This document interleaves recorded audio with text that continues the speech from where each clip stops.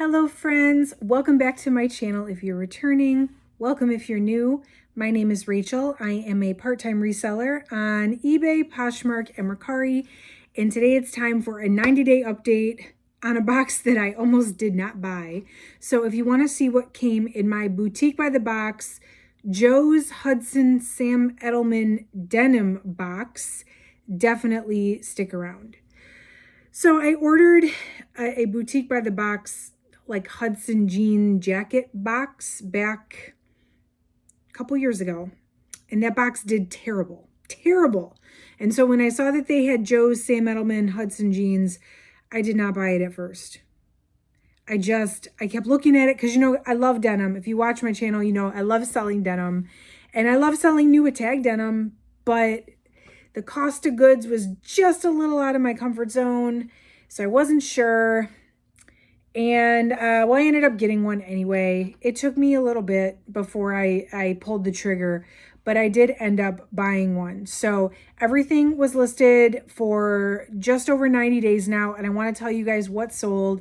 And ultimately, if I made any money on this box and if I would buy another one. So if you like reseller content, make sure you subscribe to my channel. I do unboxings on my channel here all the time, and then I come back 90 days later to let you know what sold and whether or not I made a profit and whether or not I would recommend this box or if I would buy another one if I could. So this one was $232. And I think it was supposed to have 20, but it had 21 pair of jeans. And they were all new without tag. There were 4 brands in here. Joe's Jeans, Favorite Daughter, which I'd never heard of before actually, Sam Edelman, and Hudson. And everything was new with tag. There were a couple that were new without tag. Majority were new with tag. My cost per piece was $11.60. If you want to see the original unboxing video, I will link that down below. I'll probably link it up here too. And that way you can go check out if you want to see everything that came in it. But I did end up listing all the pieces. So one thing I love about Boutique by the Box, they hand sort.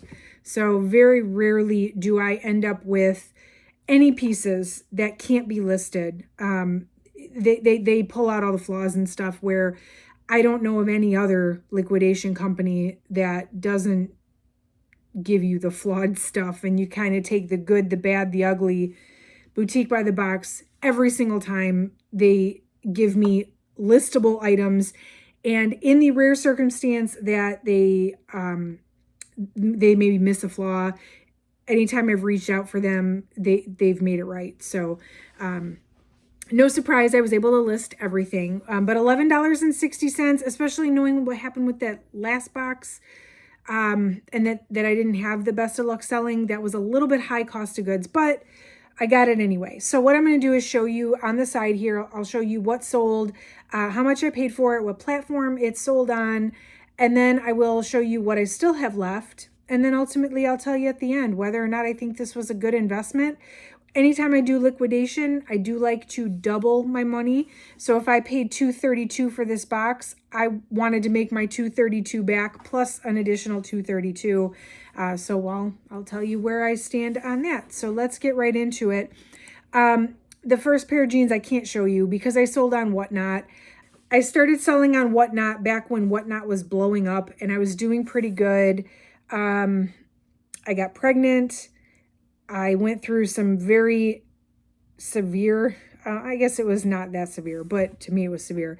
I went through some first trimester symptoms with fatigue, and it just was very hard for me to stand on my feet for a live show for an hour. So I kind of got out of the Whatnot game for a minute. I tried to get back in. Whatnot had dissipated. Anyway, I sold a pair for $10, and they were some Sam Edelman skinny crop jeans. So I lost a little bit of money on that one. I think that was my very last Whatnot show that I did that ultimately helped me decide not to do any more Whatnot shows. So for what it's worth, sometimes there is value in lessons learned. But let's move on to things that actually sold on my reseller platforms. Majority of this stuff did sell on Poshmark. And this stuff, I really did have to kind of play with the price because these jean brands, they retail for pretty high, but the resale is not necessarily comparative to the retail value. So some of these I did list pretty high, and I have come down on the price trying to see where the sweet spot is. You know, I don't want to give it away, but I also don't want to have it sit here because I'm charging too much. So the first pair was a $33 Poshmark sale. These were stiletto straight high-rise crop jeans from Sam Edelman. They were a size 10. And you'll see once I get to the stuff that hasn't sold, out of everything I got, the Sam Edelman is selling the slowest. So this one was almost at the 90-day mark, and I decided just to let it go. As I had gradually dropped the price, I took $33 with a discounted shipping offer on Poshmark. Still, you know, if we're looking at cost per item on average, I still made about $12. So not a huge deal. I'm okay with that. Then I had these centerfold high-rise skinny jeans. These were tiny. They were a size 25 Hudson jeans. These sold for $30 on Poshmark. So kind of the same story with those. They had been around. These sold only a couple days before the other ones. So they had been around close to 90 days. I was okay with making just some money on those. I had these boyfriend jeans from Joe's Jeans. These were a size 26.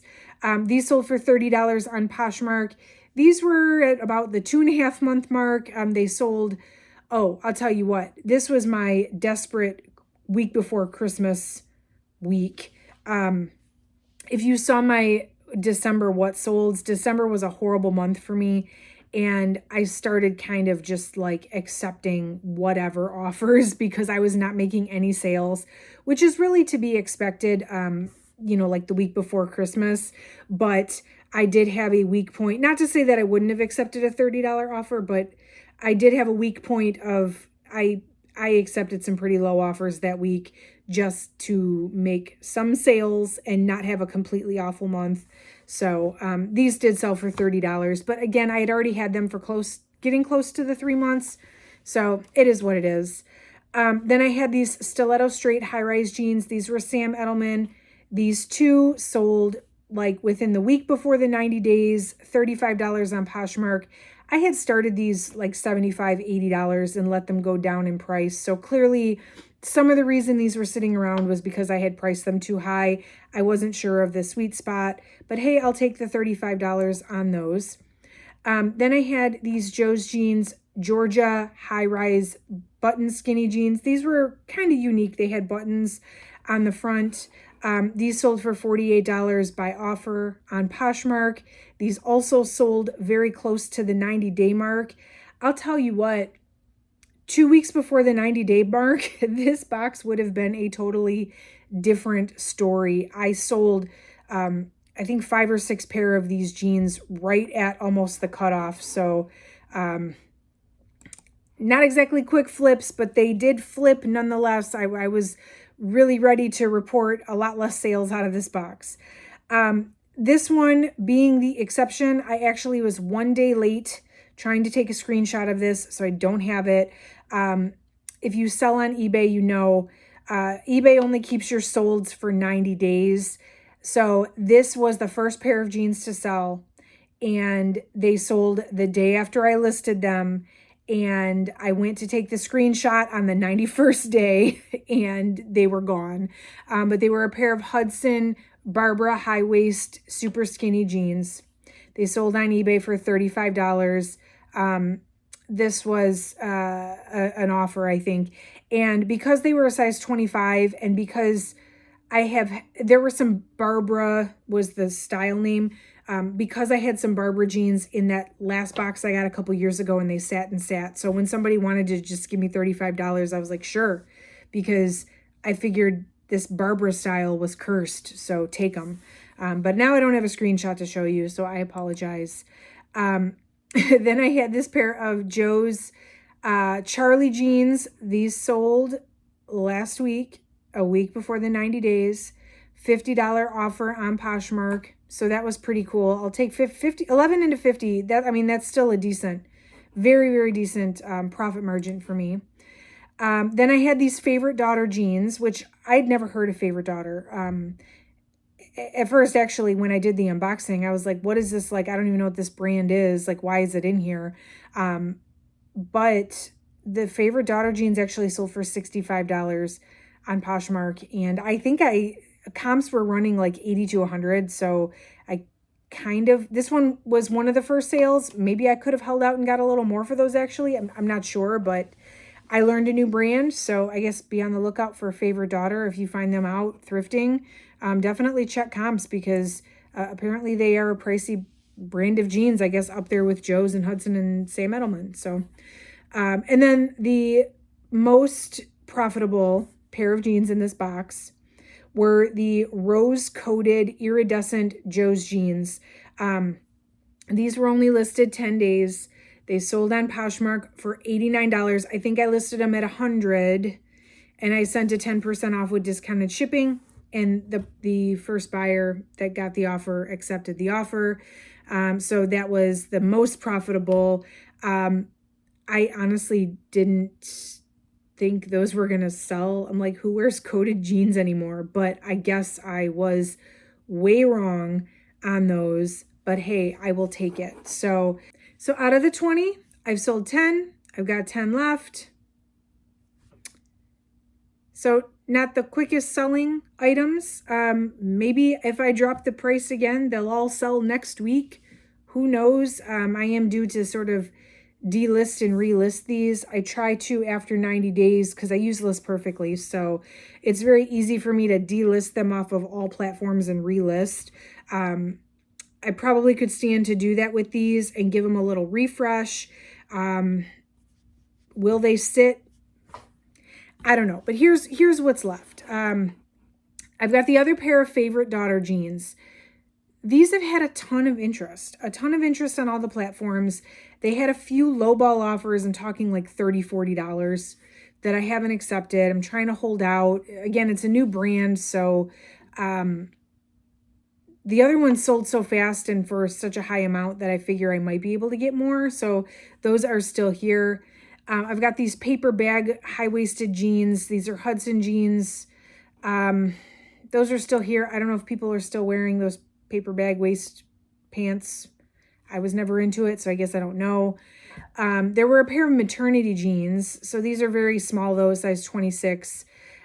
Maternity is a niche market as it is. And then for maternity in such a small size, those are still here. I'm not necessarily surprised. Those are really going to need the right buyer. Then I have this Riley skirt. This is the only skirt that was in the box. I can't move skirts to save my life. It doesn't matter what it is, what brand, what style. I have a whole box of skirts and they go nowhere. The only thing that happens to that box is it gets more in it because nothing comes out of it, I feel like. So I'm not necessarily surprised there. And then all the rest are Sam Edelman jeans. I've got stiletto flare high-rise jeans, which I thought flare jeans were coming back, so I'm a little surprised on these. Stiletto straight high-rise jeans. These are a size 12. Actually, I have them in both a 12 and a 14. These were the two largest size pair of jeans in the box, so I kind of thought these would sell off quicker, but I guess not. Maybe I had them priced too high. I'm not sure. Then there's the stiletto high-rise skinny jeans. These are a size 4. Those are still here. I've got another pair of size 12 stiletto high-rise straight ankle jeans and the kitten mid-rise ankle jeans, which I guess probably mid-rise ankle skinny, probably not the most in-demand style right now. Also, those are new without tag, not new with tag. But that is still, that is what I'm still sitting on. So final verdict, I paid $232 for 20 pieces, $11.60 per piece. Remember, I would have wanted to double my money in 90 days. I'm at $126 profit. So I made my $232 back plus $126. So is it a good box? Would I order another one? I don't know. It would depend on the cost of goods. It wasn't a terrible box. I did make some money. I enjoy listing jeans. Jeans are not hard for me to store. I don't like storing things, though. I would rather them sell off. So, no, this was not the greatest box, but it also was not the worst box. I am hoping that I can sell off some of the rest of these pretty quickly here. So if you are interested in anything that you saw in this video, check out my Poshmark, eBay, Mercari. I'm happy to cut you a deal, especially if you mention you saw the jeans here on my my YouTube channel. But I did still make a profit, and it didn't take me all that much effort to list this stuff. So let me know what you think. Did you buy this box from Boutique by the Box? Would you have picked this up? Do you think I priced this stuff too high? Is it just really a matter of like, no one's going to pay that much, Rachel? Like no one, like maybe come down a little bit. Let me know your thoughts. I make these videos so we can learn from each other. And I definitely welcome your feedback if you think, maybe I should reevaluate my strategy somehow. So definitely let me know. Make sure you subscribe to my channel. I've got more unboxings coming up, more 90-day updates. I am pregnant. If you've been watching my channel, you know that I am expecting, and now I'm in my 3rd trimester. So it's been challenging to get out thrifting, and I've just been doing a ton of mystery boxes. So I always come to my channel and show you guys what I purchased and then do a 90-day update. So make sure you're subscribed if you want to see and follow my journey. And drop me a like on the way out if you're still here. You rock for sticking around for this whole video. That is it for today. Thank you so much for watching, friends. I will catch you in the next one.